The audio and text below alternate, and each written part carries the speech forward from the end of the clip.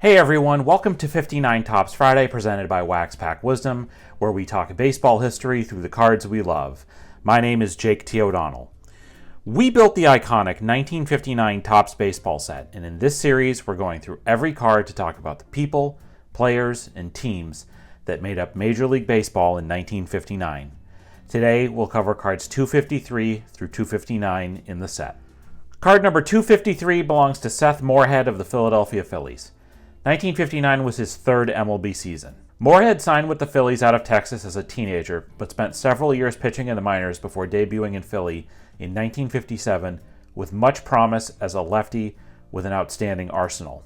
That never translated much to MLB success, though. He both started and relieved for the Phillies in his time there, and he was traded midway through the 1959 season to the Cubs.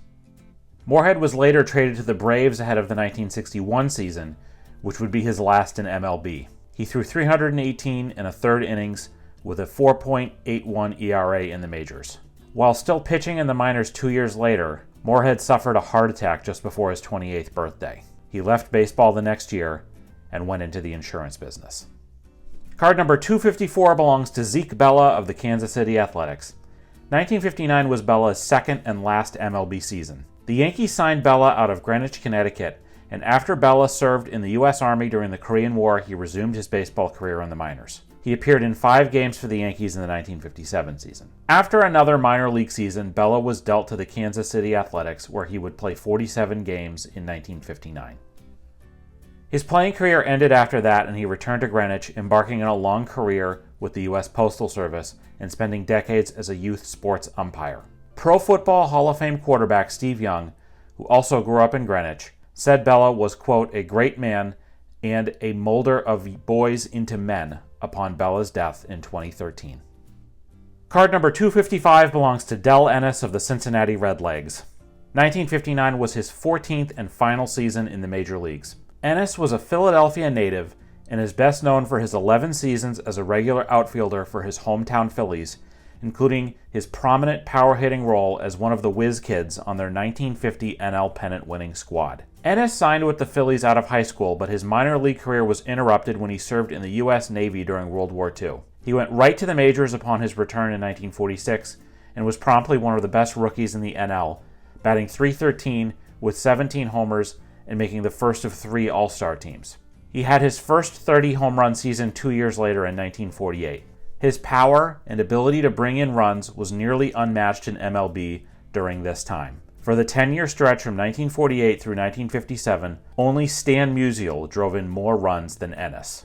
In 1950, the magical year for the Phillies, Ennis led the NL with 126 RBI and finished 4th in league MVP voting. However, Ennis struggled in the World Series with 2 hits in 14 at-bats, and the Phillies lost to the Yankees. From 1952 through 1957, Ennis averaged over 25 homers and 100 RBI in the National League while batting .279. The Cardinals traded for him after 1956, and he played 2 seasons there. After a brief stint with the Redlegs, he wrapped up his career with the White Sox in 1959. However, he did not appear in the World Series for them. Ennis returned to Philadelphia, where he spent decades owning and operating a bowling alley.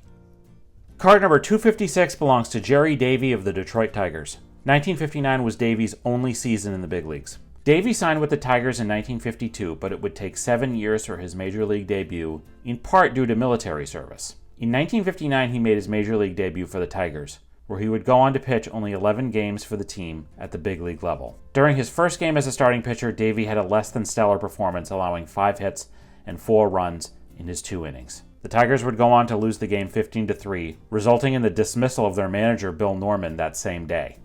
Luckily, the Tigers would go on to rebound a bit that season, finishing 4th in the American League. After a poor start against the Red Sox on June 9th, Davy was sent down to AAA and he would never return to the big leagues. His MLB career would end with a 4.17 ERA, a 2-2 1-loss record, and 20 strikeouts in 36 2/3 innings. He retired from professional baseball after the 1960 season, and he died in 2021 at the age of 88. Card number 257 belongs to Leon Wagner of the San Francisco Giants. 1959 was his second MLB season. Wagner grew up in the Detroit area and attended Tuskegee University on a football scholarship, but was signed by the Giants to play baseball ahead of the 1954 season. The man known as Daddy Wags hit well as a rookie in 1958 for the Giants, batting .317, but he received scant playing time the following year and even less the year after that, when he was traded to the Cardinals. The expansion Angels took a chance on him during their inaugural 1961 season, and Wagner finally hit his stride in MLB. He hit 28 homers that year, but in 1962 he hit 37, was twice an AL All-Star, and finished 4th in MVP voting. Wagner's play dropped off as the 1960s continued, and he appeared for the White Sox and the Giants once again before finishing his career in 1969. Wagner could always hit, but his inconsistencies as an outfield defender cost him as his career went on, and it's noted on his SABR page that he likely would have benefited from the designated hitter rule, which did not come into effect until 4 years after his career ended. Wagner dabbled in acting, PR work, and was a partner in both a clothing store and a record store away from baseball. Card number 258 belongs to Fred Kipp of the Los Angeles Dodgers. 1959 was Kipp's third season in the big leagues. Kipp was born in the very small town of Piqua, Kansas, which was also the birthplace of Buster Keaton, a silent film star from the 1920s. Fun fact, as of the 2020 census, this community and its nearby area measured only 90 people. Kipp, a left-handed pitcher, was offered a contract with the New York Giants out of high school, but opted to go to Emporia State College instead, where he played baseball and basketball. He started out playing minor league baseball with the Dodgers in the early 50s, interrupted only by military service. In 1956, before his major league debut, Kipp would go to the Dodgers to Japan, where he would pitch more games than any other pitcher for an international tour against many Japanese arms. Kipp made his major league debut in 1957 with the Brooklyn Dodgers. He went on to play in the Dominican Republic that winter, then went on to pitch for the new Los Angeles Dodgers in 1958. He pitched 40 games there in 1958 and ended the season with a 6-6 record. In 1959, he played a lot of minor league ball and went on to pitch 2 games for the Dodgers during the pennant race at the end of that season.